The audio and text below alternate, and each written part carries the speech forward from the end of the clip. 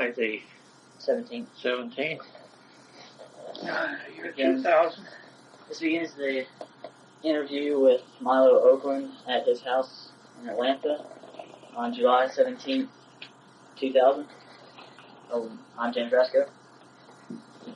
Alright, so, if you don't mind, Milo, how about, you care if we start talking about your parents? Sure. Alright, where were your parents born? I was born in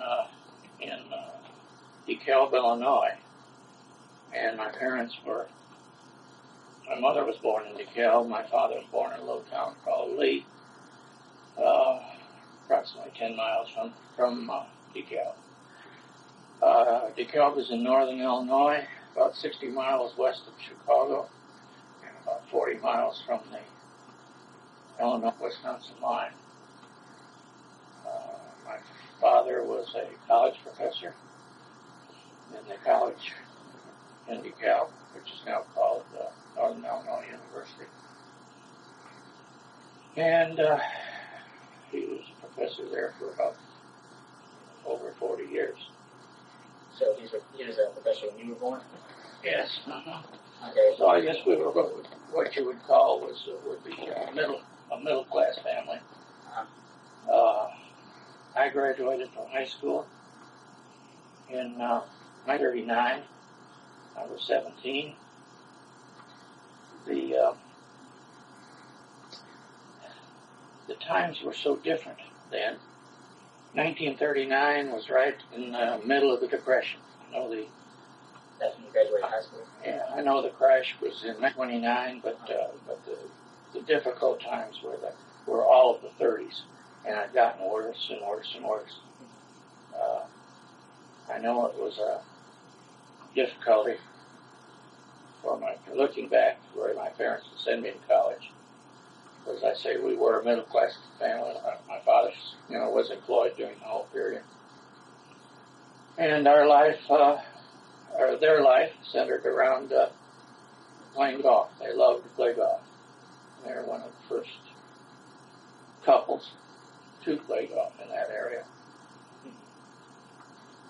So what did your father teach? What was he professor? He was head of what was called the Industrial Arts Department.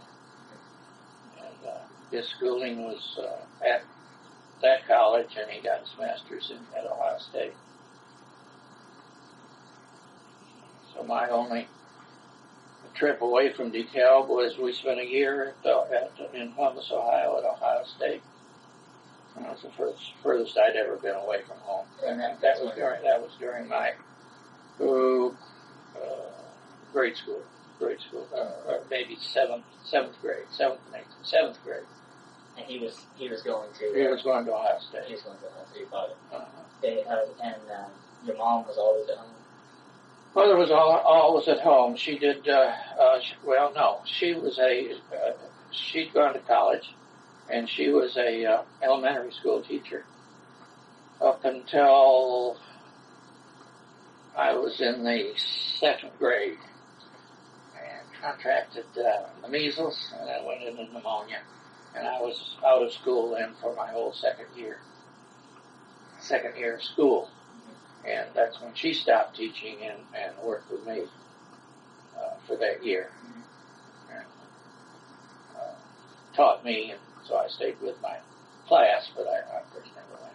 Yeah, good music. And so she was an educator. Yeah. Where did she go to college? She went to that college in DeKalb, which was first of all a teacher's college, and then became a university. Is that how your parents met? No, they met in high school. Oh, really? So, and then they both traveled to the university. But you see, people didn't travel in those days. Yeah, I understand. Yeah, I remember that we had a car, or a nice car, but it hardly ever went out of the garage. And of course, during the rationing period, the car it just didn't go anywhere. A big deal would be to get in the car and ride around the country just a little bit to cool off in the summertime. So I went to college then at the University of Illinois, and I guess the highlight of, I'm skipping over a lot, I don't know how much, you asked me a question. Yeah, I want to ask you a question about your parents, and you said they were really interested in golf. Yes. And so they were some of the first to play golf in the area. And became championship golfers, really. For the local area. How did they get interested in playing golf? My father was a charter member of the newly organized Kishwaukee Country Club, and my father was a very fine athlete. He was a real good basketball player and a good baseball player. And even at the college, he was the athletic director of the college, besides his teaching responsibilities. And coached basketball for a time, coached both basketball and baseball. So he was a good athlete. As I say, a charter member of golf, and they would buy golf books and study them. And golf was very new then in 1920. Mm-hmm. So did you pass I know you play golf now, but did you play any other sports in high school or before that even? Did you? He played all sports in high school and all sports in college. He was a very fine athlete. I mean, you, not yourself. Did I? Did you play in high school? No, I was interested in basketball, but I couldn't excel. I was pretty small, and was not interested in football, and so my only sport was playing golf. So you played a lot of golf. I was on what was the beginning of a golf team in high school. Again, not many people played golf in those days. What was the name of that particular name of that high school? Do you remember? My high school? Yeah, DeKalb Township High School. And you said you graduated there in 1939? Oh, yes. Yeah. And I've got the yearbook if you want to take it home and look at it. Yeah. And so, did you ever have a job with the golf club? No, my summertime jobs consisted of working in my uncle's gas station, working at DeKalb Hybrid Corn, which was they grew seed corn, or corn for seed, and we would detassel the odd stalk of corn so they would get cross-pollination. We got 35 cents an hour, and that was a good summer job. Another summer job was Del Monte had a canning factory for peas and corn, and I think we got 30 cents an hour for that. And so those are my summertime jobs. DeKalb was pretty much a farming, other than college. So most of your friends, their fathers were farmers, or? Almost, as I say, we were middle class and lived in town, and most of my friends' fathers were in business, and one was a Ford dealer. An interesting thing about DeKalb was that barbed wire was invented in DeKalb, and there were U.S. Steel had factories making barbed wire. When you think of wire, you don't think of that as much as an industry, or you don't even think about it. But it was a dramatic change that really, for the western part of the United States, the western part of the United States was all open land, open grazing land. And there wasn't any way to control cattle. And barbed wire became in. Changed. So, you go to school throughout the week. And So I did have a friend, John Elwood, whose father was the one who made the most money, I guess, with factories and so on. His family had a car line. So his family did well, and that was mid-1800s, early 1800s, or when was that? I guess maybe mid to late 1800s. And I would think 1870 or 80. Okay. You didn't have any a job during the school year? No. So No. mostly just... No, there wasn't any work. There wasn't any work for anybody. There was no one worked. None of my, no one in the whole high school worked. Yeah. There weren't any jobs. And, So you spend most of your afternoons playing golf, or? I guess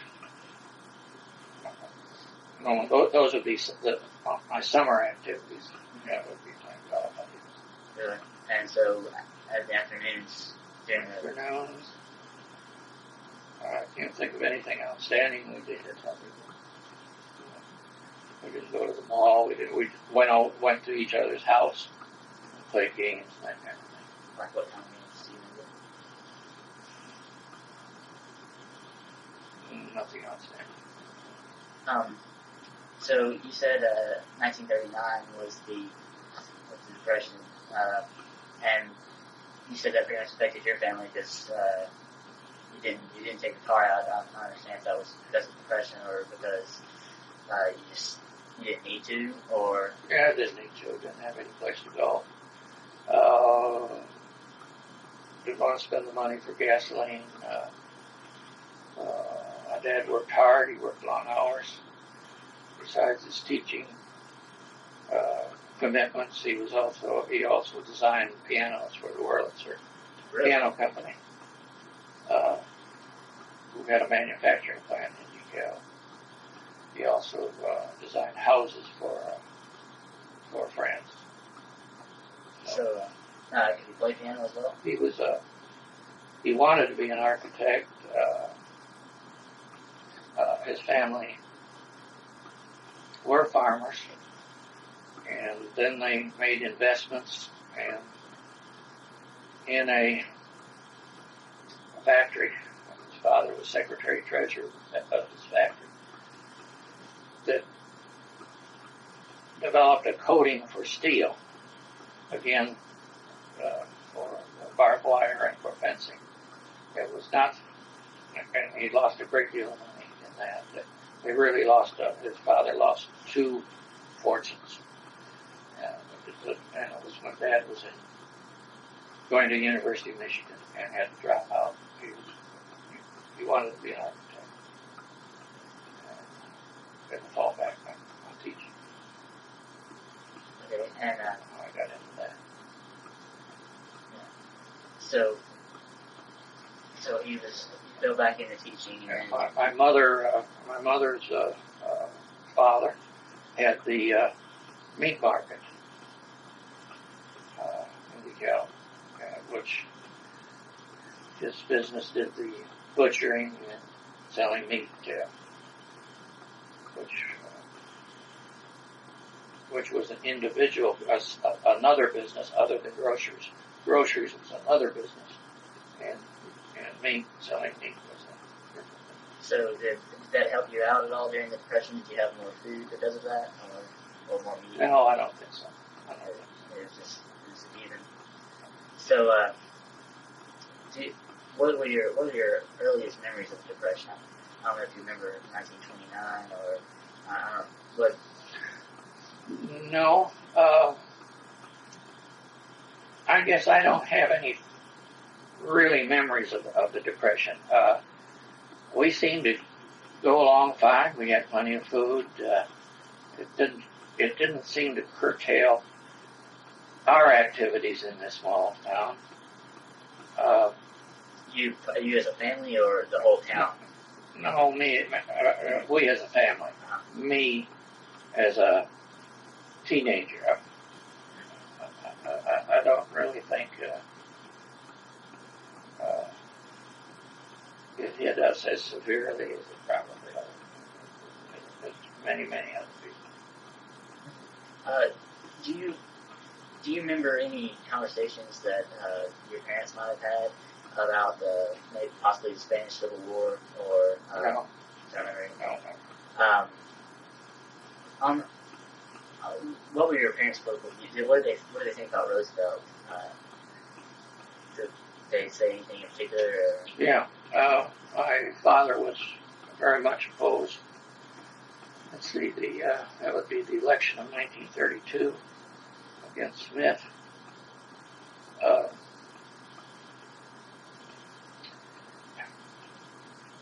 Because of the closing of the banks, in which he froze all the activities of the banks.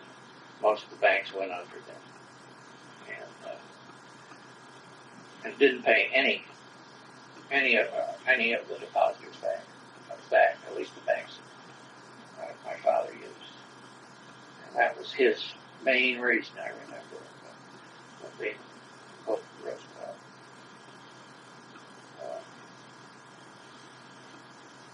So, what else was life like in DeKalb? Did like on the weekends? Did everybody go to church? Yeah. Church was a major activity. We all belonged to the Methodist Church in DeKalb.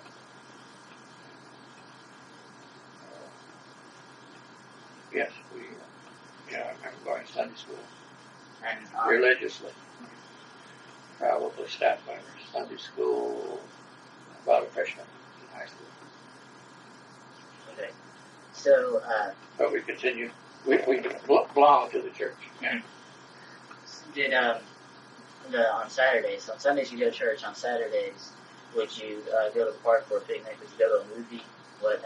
Oh yeah, movies were my activity during certainly during my up from maybe 7th, 8th grade up through high school.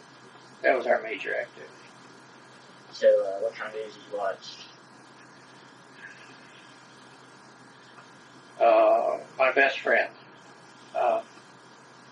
father had invested in the theater, so he got in free. I had to pay 10 cents, and finally I to 25 cents. So I could go to all the movies that he did, but the movies changed. We had one film on Mondays and Tuesdays. There was another change. There was another one on Wednesday and Thursday.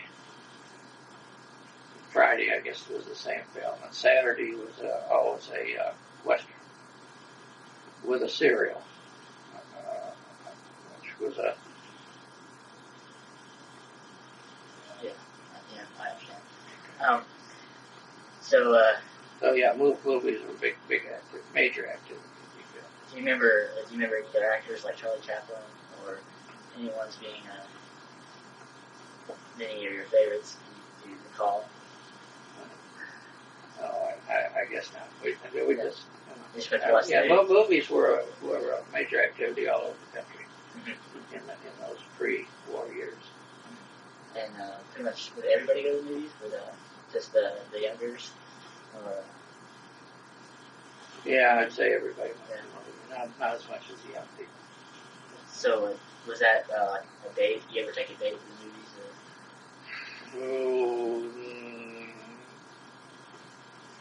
Didn't really date a great deal until junior, senior year of high school, and then really not that long. Okay. All right. So none of us did. It was boys together. It was girls together. Really? So not even in groups, like you would go together, like. Two and three of them would be large group. It would be the groups. Yeah. How about the school dances? Were there dances? Yeah. Okay. Now you're into high school. Yeah, there were proms, and 2 or 3 times a year. Junior prom, senior prom. And was that a big deal in the days, or was it just a? I guess it might have been a big deal for the girls. I don't think it was much of a deal for the boys. And after the dance, it was strict. You were with a group, with a group or another couple, and you'd go out for Coca-Colas, and that was it. So where would you? Much different. Where did you go for Coca-Cola? Like Drugstore. And there was a lot of empty cab, or just a few? Or? Yeah, just a few. All right. So you graduate in 1939. Did you have any special type of diploma, or was it just did you take any special classes in high school? Just a regular? Just a regular. I was involved in lots of the activities that we look at that yearbook. But I was involved in many things.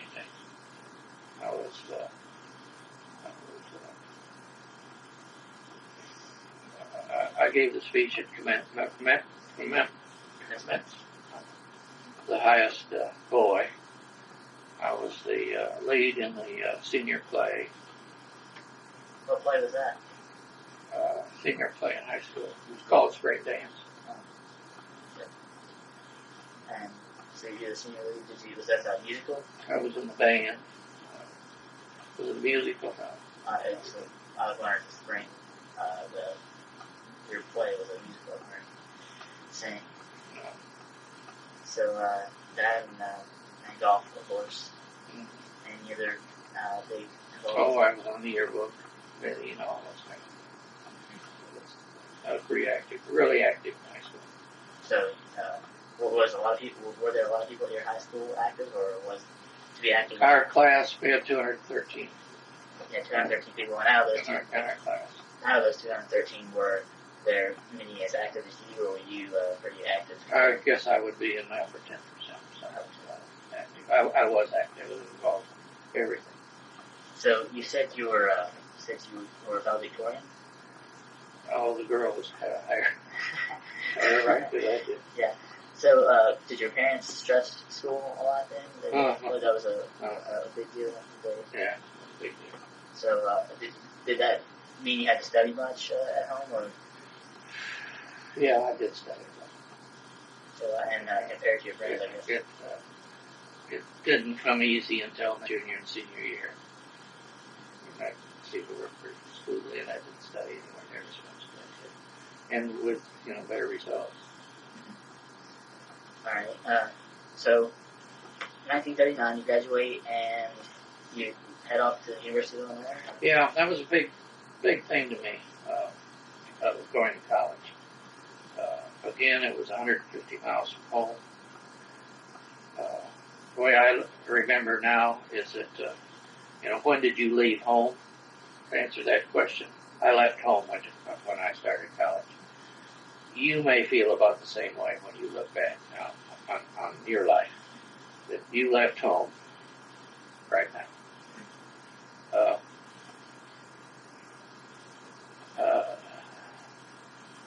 Illinois, going a little bit to the military, Illinois was a land-grant college, which meant military in those days was compulsory. You were in ROTC? No. I didn't think that the United States was going to be in the war. I was on the debate team in high school, and our debate topic, the national debate topic, was that resolved the United States should impose sanctions against Germany, economic sanctions against Germany. And I was on the affirmative. I thought that, I convinced myself that that's all that was necessary for the rest of the organized world to stop supplying them with anything. And I had absolutely no idea that there was going to be a war. What were your... When I got down to Illinois, they advised me to do everything you can to get out of military service. And one way to get out was to... Who advised you? Everyone. Oh. It just takes it, wastes all your time. And I joined the fraternity. I guess it was the fraternity brothers. I joined the Phi Gamma Delta, which was a pretty good chapter, I guess And one way to get out of the military was be in the band. What it was the military band. And well, that's what I did. And is this the fall of 1939? Yeah, fall of 1939, September 1939. And I had absolutely no idea that we would be involved in a war. And I don't think anybody else, very many other people did either. They got a little bit acclimated, by being in the basic.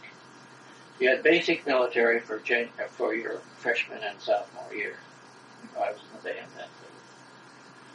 And Illinois had a good marching band, and I turned all right. If you had a good rating in your in basic, well, you could go into advanced military, and I don't know. I don't think more than 10-20% probably of people ever took advanced military. And then you graduated as a second lieutenant in all the land grant colleges. Illinois had a wonderful cavalry unit, and they had a good polo team, and everything. That was the ideal thing to be in. And they had field artillery and I don't know what other major branches. And the way it turned out is everybody in the cavalry, when they graduated, found out there wasn't a cavalry. So they the regular army. But I had absolutely no idea. The big shock was Pearl Harbor. And that was the absolute change in everybody's attitude. I remember Pearl Harbor. I remember it was on a Sunday, and we were in the library of the fraternity and heard that announcement. And it was just shocked. And we just looked around the room and within a few seconds recognized that it was going to be war, and who was going to fight the war?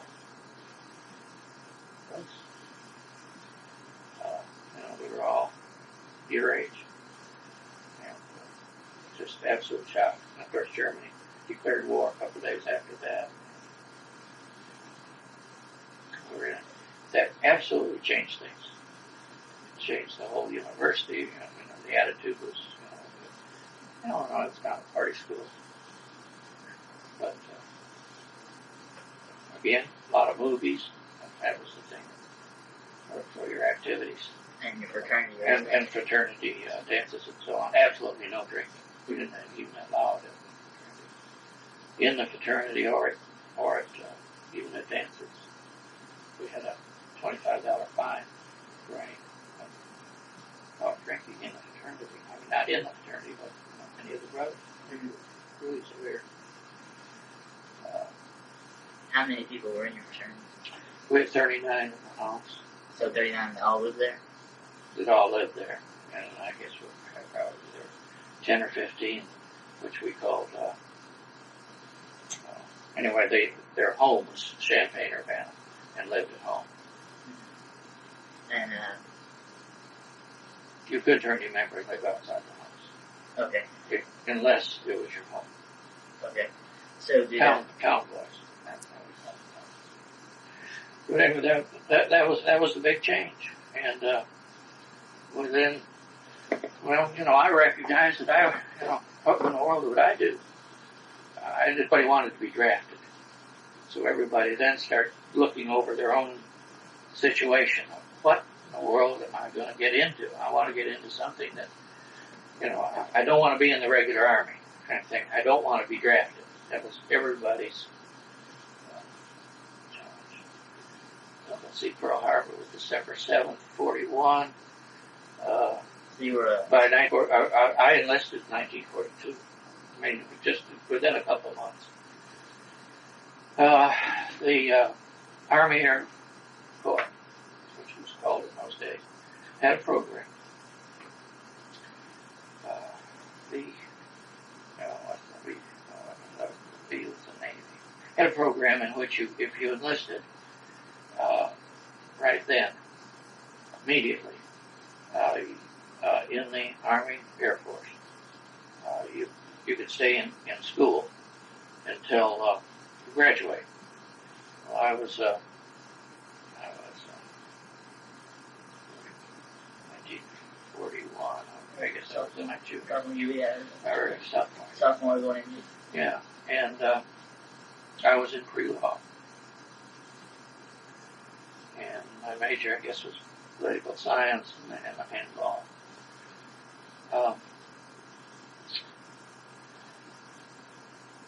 Also, two other things toward the Army Air Corps. First of all, it was most popular. Every American boy wanted to be in either the Navy Air Corps or the Army Air Corps. Didn't know what it was. Most people never been in an airplane before, but it was the prime service to get in. Second of all, my father was in World War I, was in what was called the Signal Corps, Army Signal Corps, which was the Air Force, the Air Corps of World War I. Your father was actually a pilot in World War I. Mm-hmm. And didn't go overseas, but he had completed his training. So he got completed his training in 1918, or? Yeah. Yeah. How old was he then? 8 plus 7, 25. Did he keep flying after that, or? Wanted to, but no way to make a case for it. However, the fellow next door, who was in Elwood back in that barbed wire fortunes that were Indigo, had an airplane, and he would fly with him some. So that kind of led you to the decision. Yeah. I they weren't very fond of me enlisting, at that time. But I knew I could get away with it by going into the Army Air Force, so that soothed that one over. That smoothed your parents over? Yeah. So what was their... My mother, mainly. Did your mother and father think that there was going to be a war before Pearl Harbor? No. They did. Even after your father was World War I, they thought... They thought there'd be a war. I mean, there was a war. Well, war once it started, yeah. I guess, in 38.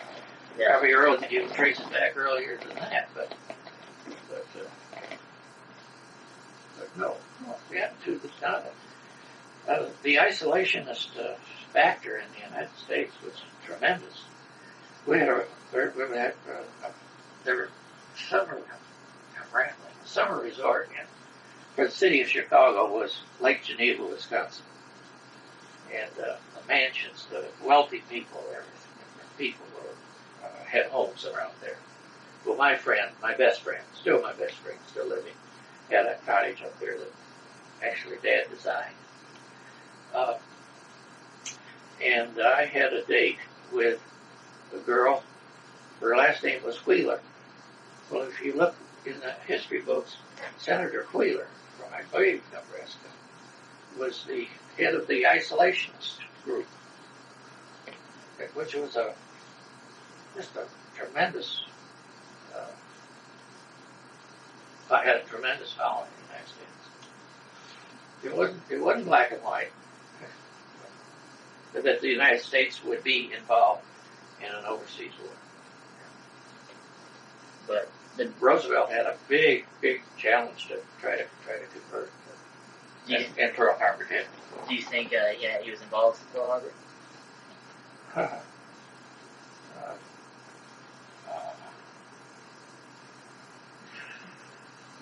I don't know. I don't think he did directly. But he had more. I think he had more knowledge of it that could still come out. Yeah. Was there any talk after Pearl Harbor that Roosevelt might have? No. Nothing like that. No. Okay. So you said you enlisted 2 months into February of 1941. Yeah. February 42. Everybody was scurrying around for their position. The Navy had 2 offers. They had a deck officer proposal, and they also had, which was B-12 and B-7 for the Navy Air Force the Navy. Navy Air Corps. Navy Air Corps. So, before 41, were you... It turned out that it wasn't automatically that you could get into those things, but those were the attractions. And, so, in your fraternity, you were involved in the fraternity. You did. Were you working with anything else with the school, a school newspaper, or anything like that? So I was more involved in the fraternity itself than any of the school activities. So, and then also I was studied pretty good until I got into law school. Well, anyway, the attitude in schools was completely different from then on, from Pearl Harbor on. Did it change the extracurricular activities? Yeah. People in the fraternity, I guess that was a capsule of everything, is less interest in college classes. So because they had the inevitable. Did most of your fraternity brothers try to get into the Army Air Corps, or? Both of us went over to the closest Air Force base and enlisted. He was enlisting to go in June, just as soon as he graduated, and I was looking for the deferment. But we took the oath. We were in. And so you say that I'd say a lot more people in the Navy than anything else. I only know 2 out of our 39, 40 people went in the Army Air Corps. But it was the cream. It was the one that everybody wanted. Go through the effort to try. Mm-hmm. So, do you remember the actual air? You said you went to the closest Air Force base. Do you remember? It was Chinook Field and Danville, Illinois. And you enlisted for a year's deferment. You wanted to get. Yeah, I wanted to be deferred until June of 1943. June 1943. Did that work out? No. In February, just a year later, I got my telegram too, which was in 42. So February 1943. Yeah, February 1943. I got my telegram. Gave me 7 days to report to Chicago and not bring any clothes or anything, and go to basic training in Shepherd Field, Texas, which turned out to be on the train. I think it took a week to get there. And so you said you took the car to college, correct? So yeah, we weren't supposed to. We weren't allowed to have cars in college. Only people that had cars, people who lived in town. Our transportation in college was buses, and if you were with a group of people, you'd get a taxi, pile into a taxi. I had a car because I was on the golf team and had to get to the golf. Okay. So you were on the golf team in college as well? So was that ended in 41? Oh yeah, everything. Yeah. Yeah. So before that though, did the golf team travel around, or did it play just people, colleges and schools? I wasn't on the first team. I mean, I wasn't in the first 6. There were 6 people would travel, and the rest of the group would eat to try to get to be one of those 6. I never did. I stayed on the golf team. Stayed interested in that. Never quite. So then in February... Made the traveling group. So then in February of 43, yeah, you took the car home. Did you drive home? Did you see your parents before you left? Or? So you just drove the car home and then you left from there? Yeah, it was a 1931 Chevrolet Roadster. No windows. Yeah. So did you have to, when you went to Texas, is that where you took your tests, or did you take those? No, that's interesting. Basic training was, it was rough. First of all, the location was horrible. Sand just blew back and forth, back and forth. Everybody gets sore throat. What it was, they called it silicosis. What it was swallowing the sand. And a lot of diseases. And a disease would just infect the whole barracks, and they would quarantine the barracks. And it was the first time a group from all over the country had come together. But these weren't all people that were going to try for the Air Force. Or the Air Crew is what it turned out to be. So it was just everybody. What you were really making a commitment to was being in the Air Corps. In some fashion, form or fashion, not, you weren't going to be a pilot. The attraction was to be a pilot. So nobody told you that you're going to be man at 50 caliber. Yeah, that's right. So the next place then was to go to San Antonio, which was the Air Force classification. How many days did you spend in the first place before you went to San Antonio? I think we were there about 4 weeks. It was basic training, which was horrible. What was this? Just marching? Marching. And in February, and Texas is in the Shepherd Field is in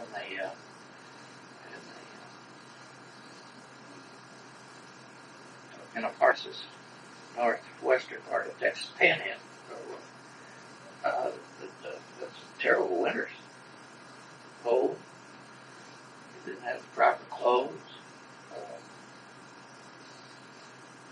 And they made it miserable for you. Just miserable. So, what time were you waking up in these 4 weeks? What time did they wake you up? Before daylight. And then you go out. What kind? You just march. Did you ever fire weapons? No. So, never saw a rifle. You had wooden ones. And you carry those. The United States was not prepared for this kind of stuff at all. So was it? We had a lot of men. If you could get that, but they didn't have. How about did you have bayonet drills or anything? So when you woke up, what would you do? Did they wake you up and they get you together? It was marching. Most of the time it was marching. Did they ever teach you? Did they ever sit you down in a classroom setting and teach you anything? No. That's just 4 weeks. And what did they teach you?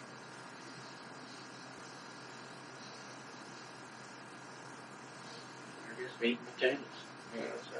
But you don't remember the food being... The food was okay. Just that's because you had to march to everything. You couldn't be by yourself. There wasn't any place to go. So I guess they had a club or something, PX or something. But everybody was miserable and made it worse by talking about it. There was no going into right. town. There was no going into town on Saturday night. No. All right. So you said that's an interesting observation. Is that, but.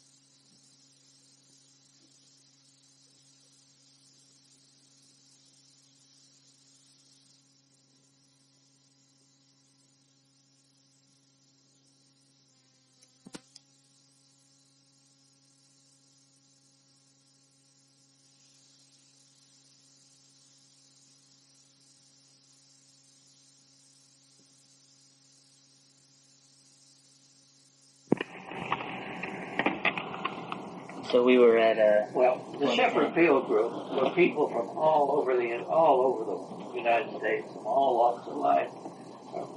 Just a smattering of everybody, all people. So it wasn't that group that was sent to San Antonio. It was those that were to be the pilots. what? So what San Antonio was a big classification center. And we had tests, many physical kind of things, with everything, teeth, eyes, ears. Like medical exams? Yeah, just, but most comprehensive exams I've ever had, physically. And then they got into the mental stuff, and you had all kinds of intelligence kind of tests. And then, interesting enough, they had all kinds of psychological kind of tests, which was the first time I've ever gotten involved in that. These doctors would just shoot questions at you, just unrelated. I've never experienced anything like that, and not one. There'd be a number of doctors. I read recently how they did that. They did it on a 10-point system. And they claim now that it just worked out better than they had planned. And a 10 was perfect, and I think it was 9 and 10 or something like that, or maybe. Do you remember a test called Stat 9? I just read this recently, and it was the top ones that were pilots, and the next was the navigators, the next were the bombardiers, and it had to be over a 5 or 6 or something like that to be in that group, and then it was the rest went to. They're still trying to get you on the others, so they became the next. Well, radio operators were probably the highest. Flight engineers, maybe the highest, and then the gunners. Yeah, it was amazing how that they claimed that it made out deal. Yeah, I believe that was a Stat 9, something Really? like that. Yes, it was a play on words with 2 words, one meaning statistics, I think, and the other one meaning 9, or something like that. I don't know what the exact word is. There were also things you did with your hands too. Things to figuring out things working with your hands. Was that all in the psychological test? Kind of puzzles and things. Did they ever? Very intensive. It went on for at least 2 weeks. They show you ink blots and stuff like that? Yeah. Oh, yeah. And this is amazing now for not think of the year. This is 60 years ago. And so, did they ever? I learned later that I qualified for pilot or navigator, which gave me a little feeling about, if I washed out pilot training, that I could go to navigation training. It made me feel a little bit better. So, did they ever do any tests? One test I read about where they actually held a metal sheet or metal pan above a person's head and dropped marbles into it and made them hold a pin inside a circle, like a ring. And while they did this and were yelling at them, did they ever do anything like that? No. So basically, it's mostly written tests, and the psychological tests were the word association type things. Yeah, then dexterity kind of thing. Okay, so you were there for 2 weeks. I was there probably longer than that, but it's 2 weeks of these tests. You go off both morning and afternoon. So just be all day. Would there be marching in between, or no? Basically, it was completely different. Thing that let's see. I was then sent to Mustang Field, Oklahoma, for primary. And from then on, what I want to call your attention to is it was a different group of people. Remember what these people were. When I was taken out in February then of 1943. They cleaned all the colleges and universities out. at that time. They cleaned them out so that they didn't have room for them for the people in the flying schools. So I was sent for 2 months,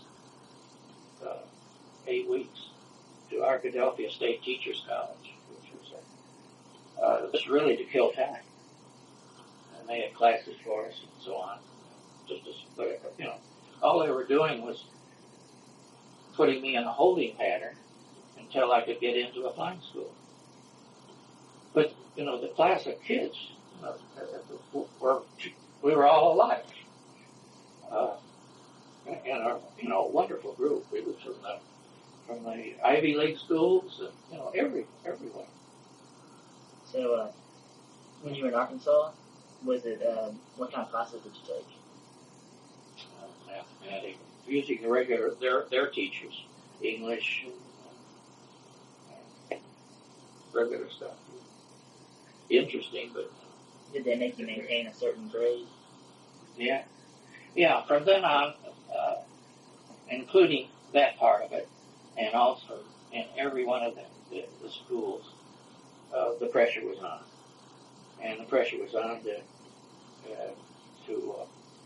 on the individual, and with a fear washing out all the way through. And many, many, many people washed out. For the classroom studies, for code was a big washout class, a group. Code meaning ability. Of course, people just couldn't grasp code. They God did it. You can't count. You can't count the das and the dits. You're up to almost a 20-word speed that you have to. You got to recognize it, and it's that recognition that goes beyond memory or physically, counting it. You got to get the sound. That was a big washout thing. So it was that, plus flying, and then the military. Washout things. The way they did that in every one of the flying schools, basic, primary, basic, and advanced, you were there for 16 weeks, each one of these things. The first 8 weeks at each school were a red tag. And that's the lowest of the lowest. You're doing everything for the upperclassmen. You have to start their airplanes, and some of them you have to crank them. And you did all the lousy details. The second 8 weeks, you were now graduated to the advanced part of it. You were green tag. So you were at that. And then ready to go to primary. Primary. Hang on, tell me something about this school. Did you have any from here, or was it all just Oh, no. Yeah, in fact, you asked about getting off base.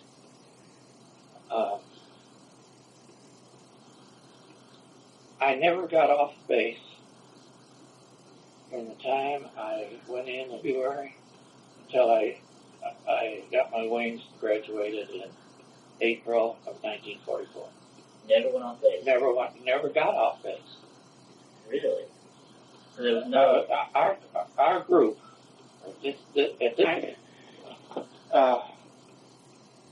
was they had it all figured out in the planning of forces. This is the group they had to get through. This is the group that was fight the war and end the war in whatever fashion.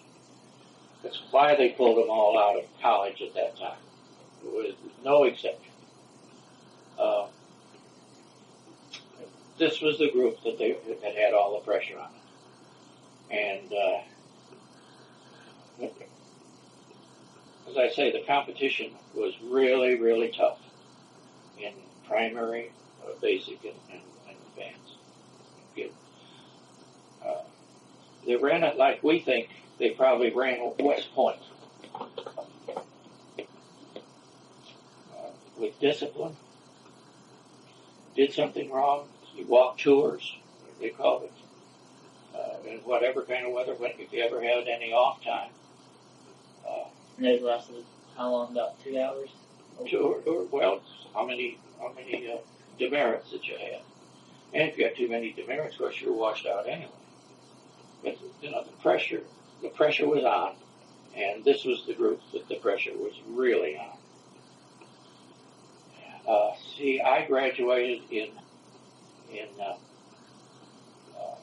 April of '44, so you can see this is right in the middle of things. D-Day was what? June of '44. So the bombardiers and navigators, their training wasn't that long, so they had graduated maybe out of their disciplines January, February, or something like that in '44. This was the group. See? So, looking back, you could see how they just had a plan. You were just on base the whole time. On base the whole time. So never got off. So was there any time to relax? Any time did you? Oh, sure, you had some time to relax. Yeah. In the evening. Go to what would you officers' club? Well, it wasn't an officers' club, but it was some sort of little club. They would have movies on the base. Yeah, movies. Music. Training was all movies too. What kind of movies training movies did you see? Who or? No, training movies. Training movies on the engines, on the fuel system, on so many of them. It's just so many. The VD movies. There's movies. There was nobody talking. It showed you a movie. You had movies every day. Cartoon characters. Yeah. Did you see any Bugs Bunny or anything in the movies that you saw? But they were training movies. Yeah, they were training movies. Like, right. You remember it? That you mentioned the VD. But how about Gold Brick or anything? Oh, sure. Like that? Remember lots of them. And did people really? Did everybody that watched these movies, they really watch them, or did they just? They go to sleep. Yeah. Lights off. So, But also there were recreational movies too. That was the recreation. Not very much drinking, only beer, and that was that low alcohol content beer.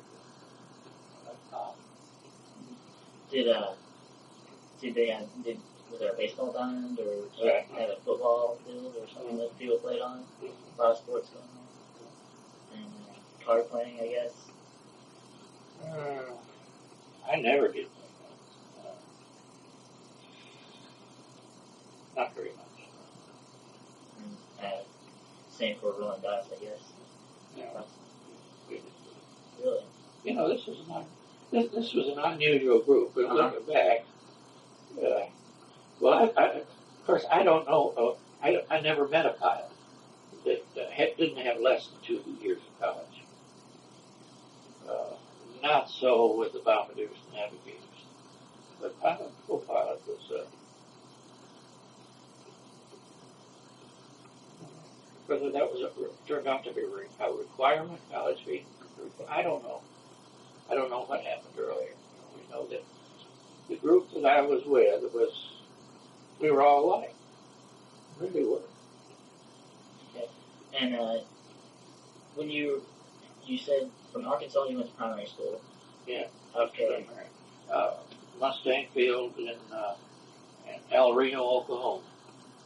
And again, yearbook, for our class. Was this at Mustang Field? Was this just pilots at Mustang Field? Yeah. This was the Army had contracted with private operators to build a field. They furnished and the instructors were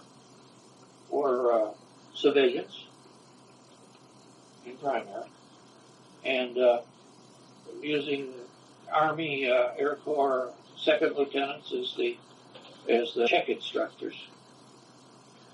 But just for our class, we were there 16 weeks. We come out with a yearbook. Running it like high school, I guess, or whatever, or college. So this was just our. The airplanes were looked like that. What airplane is that? It's a Fairchild.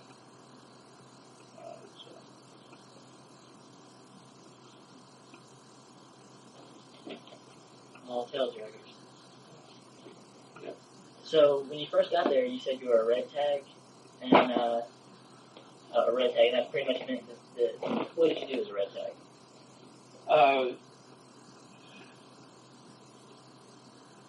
In red tag, they got you up through Solo. Through Solo. So it didn't take 8 weeks, but they built you up. So you would end up at the end of that 8-week period of Solo. So get to camp, you find your place where you're staying, and what was that like? The place where you stayed? It was a brand new kind of a facility built, I guess, similar to sort of like they had barracks, but new looking 1-story buildings. In the middle of nowhere, Reno, Oklahoma. I guess there was a town around there somewhere. I never saw it. I think they might have had one dance where the local girls would come out and dance. That's all it was, No, in the cafeteria room. Oh, no. Not even beer. Just confine everybody to one room. The dance rooms, I guess, the cafeteria. Okay, so you wake up that first morning and you go out to the. I don't believe we even had a theater. I think we would do the theater. We could read. I guess that was the biggest single activity all the way through service. They had these little paperback books, all kinds. Do you remember any particular title that was your favorite? We just read everything whenever we find a book. Everybody had a book in their backpack. So what was the first morning or afternoon? I don't know that you walked out to the airfield. What did you do? Of course, the airplanes were flying around all the time, and they were being flown by the green taggers, the people who, the second 8 weeks of training. Yeah, also during this first week, to get these things started, they didn't have a battery. That's why they had to crank the magneto, I guess, and the red taggers would be out there on the flight line then with the crank in their hand, and green taggers just loved it. Something get over there, you run over there with your crank. Get them started, get them off. There weren't any runaways. The planes were good on the field. It was sort of a madhouse. So, but big thrill. Everybody wanted to do that. So, what was your first trip like with an instructor?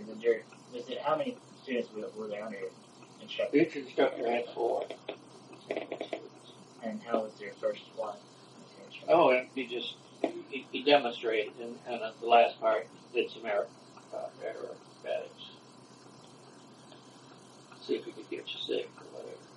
And did you pass? Yeah.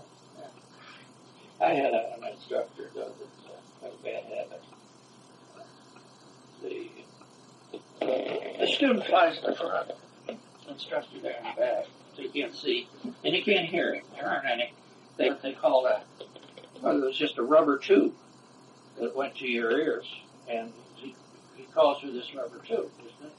There's no power on it. There isn't anything on it, so you can hardly hear. Also, it's awfully noisy. And he would tell you to do something on the back, the instructor. Tell you to do something. And if you didn't do it right or couldn't hear it in the first one, he would take his stick back there and just kill your face.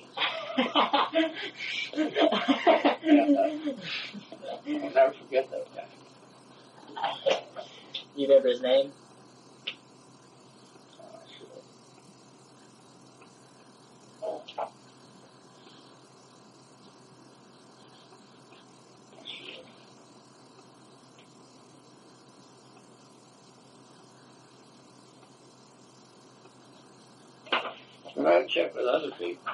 He did it to all his floor students, but I never heard of another instructor doing it that way.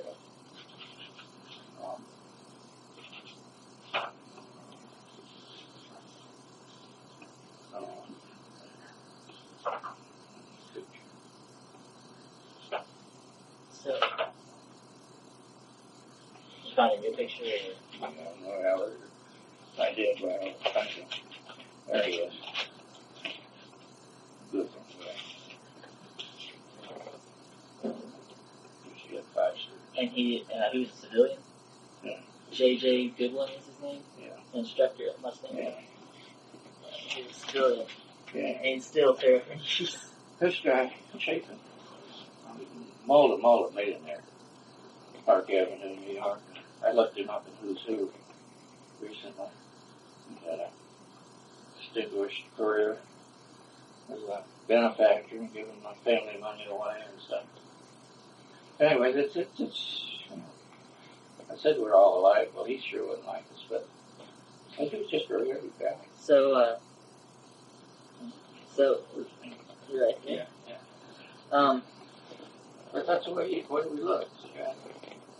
Open, outfit, everything. Mm-hmm. But good on airbags.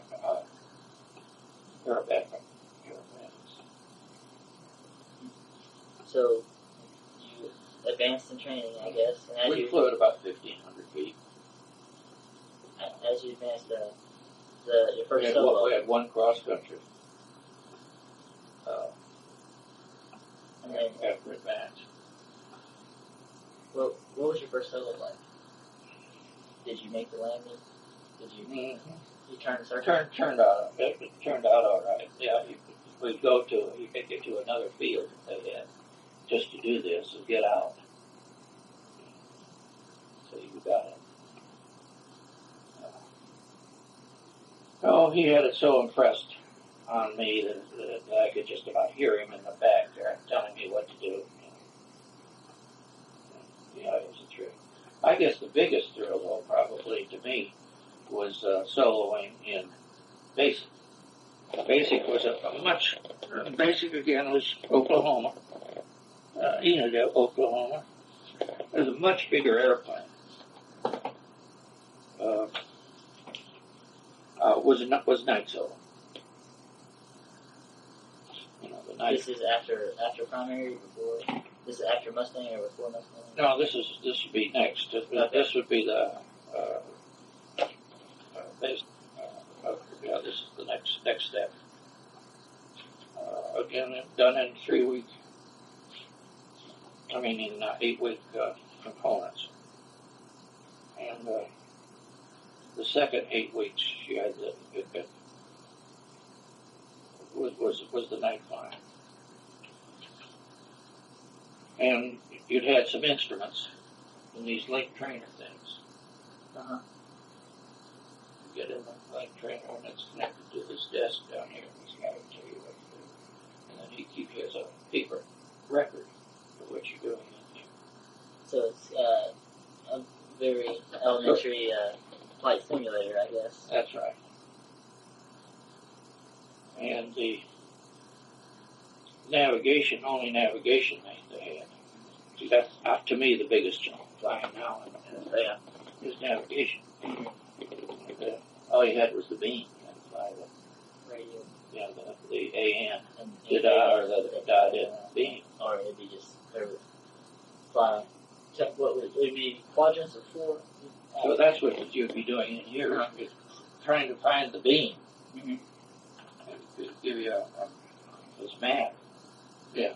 Okay. And to find yourself where you are on that map, and then come into the central, the midpoint, and then get out to wherever that airfield is.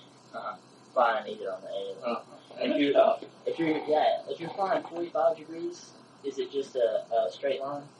Is it straight noise? Yeah. Okay. Yeah. All right. But you don't know where you're in that. Okay. Which quadrant? Because all you're hearing is this Straight line. either in the A or the N. And is it this way or this way? Or Yeah. I understand. And then this guy controls the volume, because all you can listen for is the volume. It gets are you going away from it or from the beam? Yeah, but night flying was tough. And they would put you in layers, stack you up,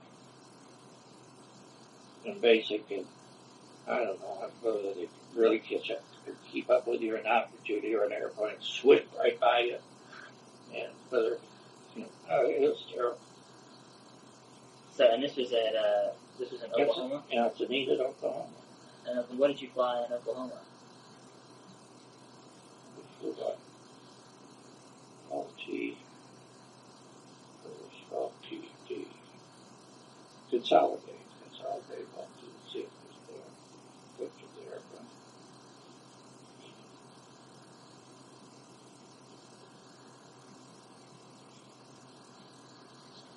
Not very good pictures. Yeah. It's very good pictures.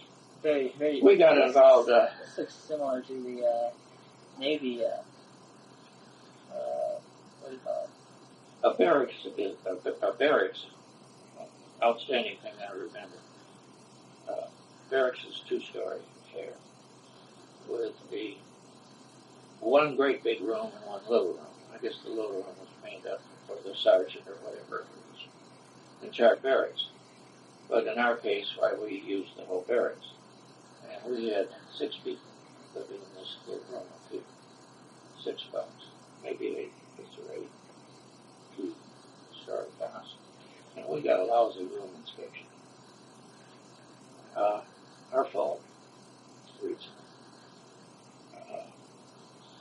The bulk of our flight was in another barracks.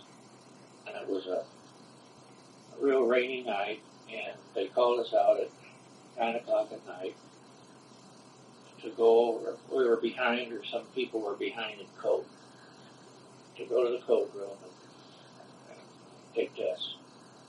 And we didn't hear them. The other, our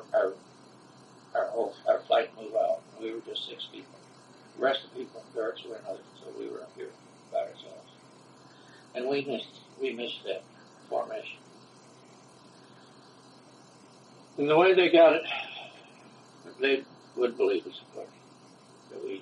That it was raining, and they believed it was raining, and we didn't want to go. So they got a room inspection that, we got each one of us got about 25 numbers to walk on these tours, each one of us. And that was during, when was it? Over Christmas. And there was snow on the ground, and that's when we had to do these tours. I had to walk these things. And of course, right, what's that going to do to our record? But, and we never did finish. Never did get it.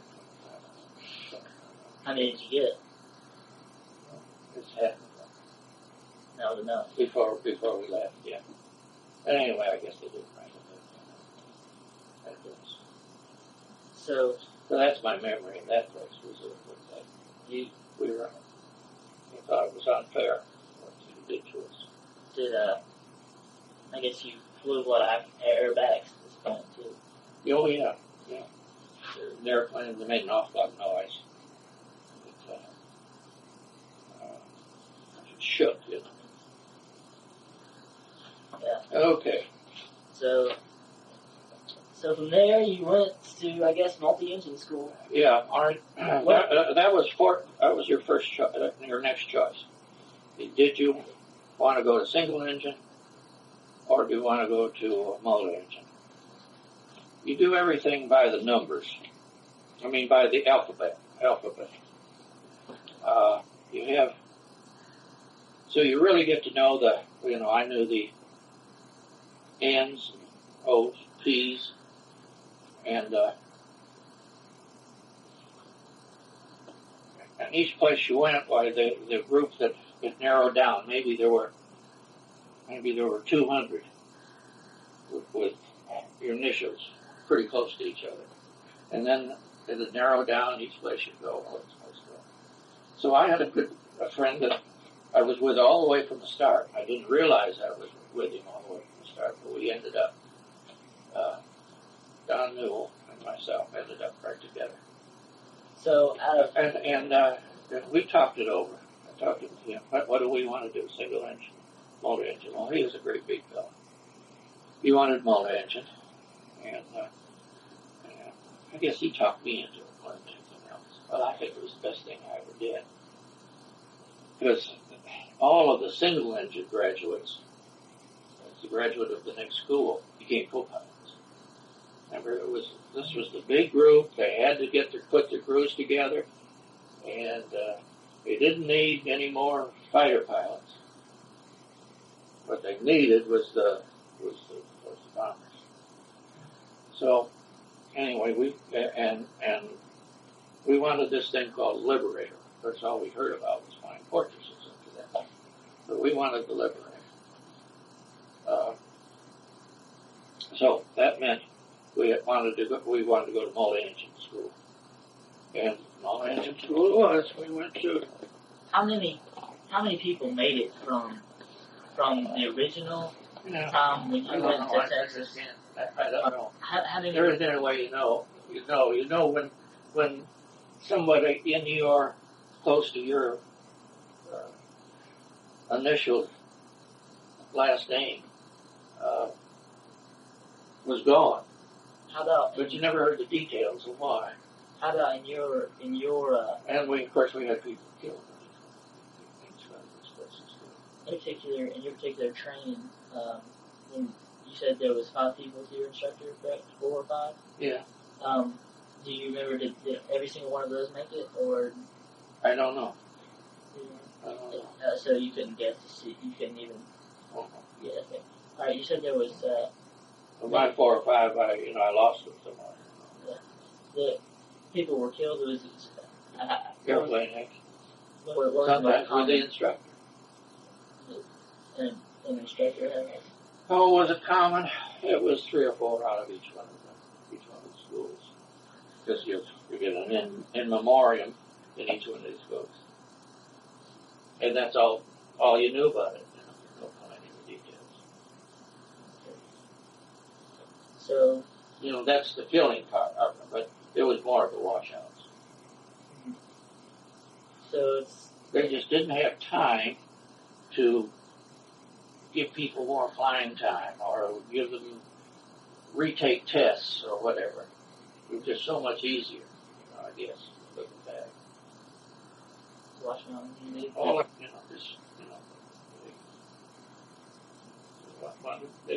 they wanted to get you through, but they didn't make it any easier to get you through. When did you graduate from being a cadet to being, I guess, a second lieutenant? Mm-hmm. At the end of all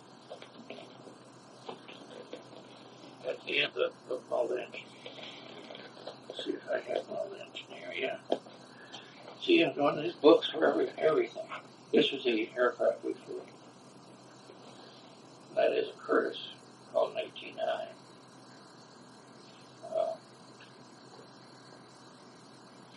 A lot of instrument training. They did it by covering, putting a hood over the pilot, and another cadet observing over here. So you'd have a hood over your head? Mm-hmm. So you can see. All you can see is the instruments. So you were a second lieutenant after your first school, or? Oh, another 8 weeks. 16 weeks. So you had 16 weeks in each place. So you had to go all the way through multi-engine school until you were a second lieutenant. Mm-hmm. Wow. So how long was that? Remember, I went in February of '43 and graduated as a second lieutenant. I was in class of 44D, and D would be April. So right February, March, April of 44. And that's when you get your wings? Yeah, that's when I got my wings. And Alpha's Oklahoma. And that's the time I got my first They were 20s. Turned out to be a little more than that. Turned out to be 30 days because they changed the school that I was to go to for a B-24. So now you have to go to B-24 school. Okay. So multi-engine school, basically, what did you learn? What did you learn? To mainly instruments and first flying a twin-engine airplane. This was the first time now without a landing gear. Yeah. Were these I don't know the technical term. I would say once I got to this place, why there weren't too much. This was when you got here, you got it made. We didn't realize it, but we did. It was a lot easier on it. What the pressures, but all those pressures, you pretty much knew you were going to get through. You went to the PX and got fitted for your uniform, your officer's uniform, and everything. And they gave you $250 to do that. So we they're not going to take this back out. So that was the first time the pressure came on in the whole operation. Otherwise, it was just when it could have been so nice, they made it pretty much unpleasant the way we thought. Were these engines on these twin engines? Were the props that turn, or were they I don't know the technical term. No. In both cases, both in basic and advanced, you adjusted them. Yeah, I understand. Okay, that's what I was asking. Yeah. Okay, this is a full aircraft. One of the countries that were using this as their prime fighter. Variable pitch. Is that what it's called? Variable pitch. Yeah. Variable pitch. So even at the single engine that you had a variable pitch? Yeah, I think so. Oh. Okay, and so you were here for 16? Mm-hmm. 16 weeks. Then a 30-day leave. And you went home for that? Went home, won a golf tournament. And told to report to Fort Worth, Texas. We'll be toward transition. Hello. So you won a golf tournament on... during that time when I was home, which I guess had been in June, April, May, May of 44. Yeah. Not quite D-Day yet. Uh-huh. But, there were some people ahead of it. Some other people graduated a couple months ahead. And, the timing, you can just see how somebody really knew what they were doing. Yeah. In the overall planning. B-24 transition was I think it was only about 8 weeks. Before we go on, how were your parents at this day? And by the way, did you have any siblings or what? Oh, I had a brother. I got a brother that's 8 years younger than I am. So is he excited to see you home? Or? Yeah. Well, I never was very close to my brother. There was too many years in between, really. I could be close to him while then I was away at college. 8 years.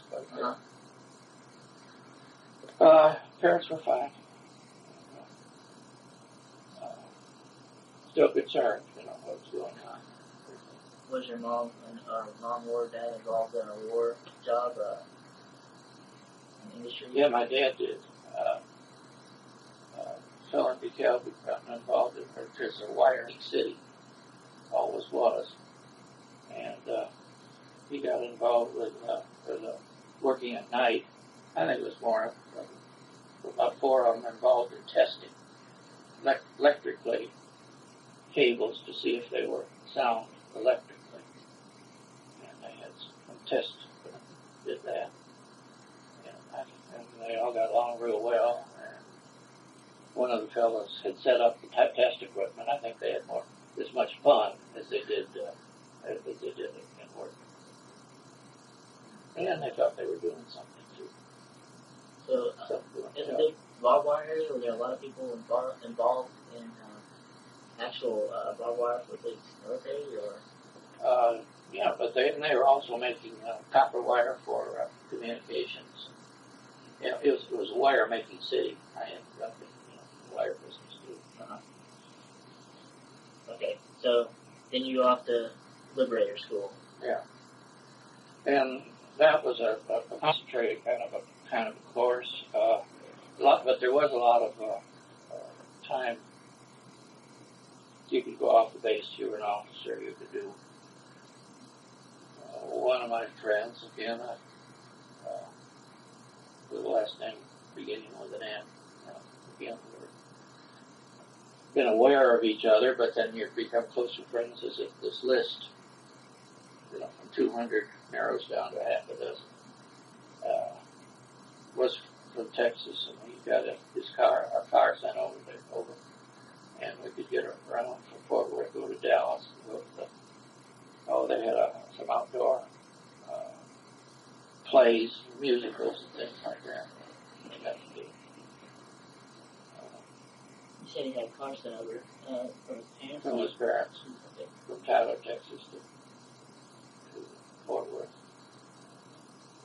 Model A Ford. And it gave us a little. So what kind of plays? Like musicals. New York group musicals that had started to go on the road. Local productions or whatever. Any New York musicals that you remember the name of?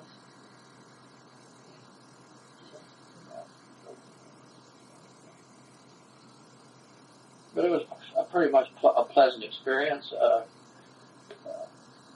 The instructor, again, had 4 students, and he would take up the 4 students at one time, and then we would just alternate flying.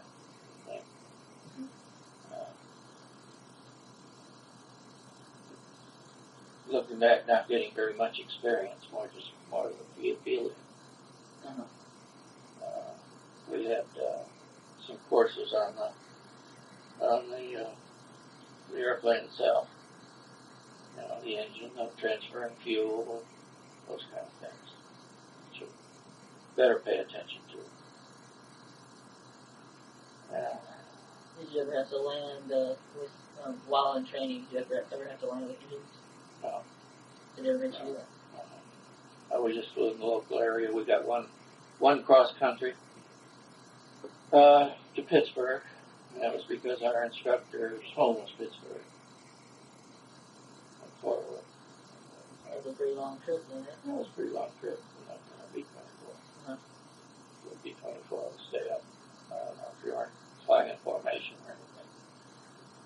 You probably stay up 12, 13, 14 hours. Or was the increase about 170 with the speed? That's about it.